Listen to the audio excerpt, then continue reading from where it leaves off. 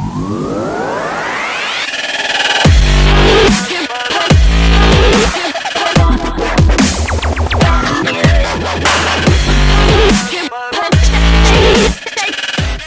guys, Curtis Campbell here for thebuttonsmashers.com, and this is our review for Delicious in Dungeon.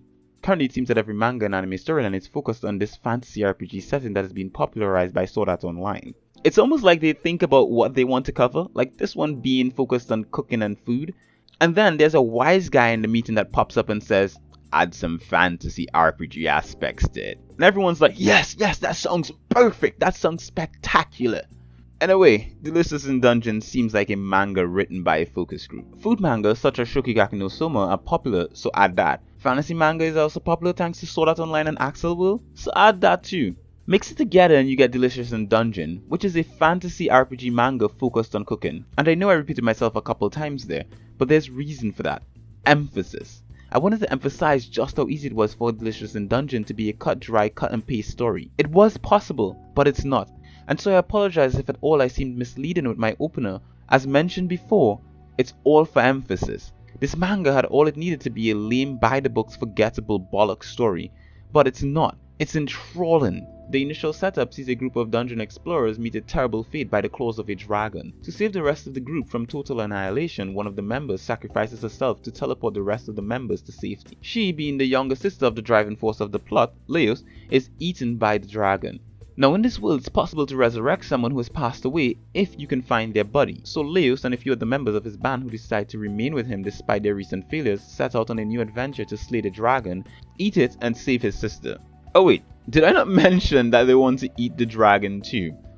Well, not really all of them, but Leos is a weird monster-obsessed bastard who wants to eat it and every other monster that he comes across. He proclaims that he wants to taste all monsters, even shoes. The bloke loves food, and the weirder it is, the better it is for him. Not too long after their quest begins, they encounter my favorite character, Shinji, a dwarf who, like Leos, is fixated on cooking and eating monsters. Unlike Leos, however, Shinji actually has experience preparing monsters, and so he joins them on their quest. During the adventure they meet multiple monster types who they must defeat, then figure out the best way to prepare them for consumption. It's a comical tale with lots of witty banter and clever moments. All the characters are well developed in the first volume, and the setting is crafted in such an impeccable way that it's almost believable that some of these places could exist in real life. This is especially apparent when you reach the section with detailed recipes for the delicious looking monster meals. And I won't lie, some of them got me pondering how they would taste. The art in Delicious in Dungeon is another aspect of it that could have been a failure for me. Nonetheless, it impressed, and that's all that matters. Similar to JoJo's Bizarre Adventure, I found it very detailed with dark lines and complex cells. This is usually not a style that I like, but in a way this manga rides the fine line of having details where needed and to clean less detailed cells elsewhere. In this way it manages not to be too cumbersome for readers who prefer a more light-hearted, casual reading experience. When reading manga, I'm not usually looking for hidden exposition in the backgrounds. I much prefer for the writing to do that. When it's too detailed, I usually find myself lost in that detail, pondering everything to the point that I don't appreciate the plot quite as much, which is why I appreciate the way in which this manga was done. Each of the 4 characters are well detailed, and so are the monsters as well as the aforementioned backgrounds. In sections where the emotional moments are more important than what's happening around the characters, they have mostly clean cells with the characters illustrated in very expressive ways, sometimes even chibi. Ah, chibi. Boy do I love me some good old chibi. Little random side note here. If you've never seen the anime Get Backers, go watch it. It's hilarious and arguably the best use of chibi ever.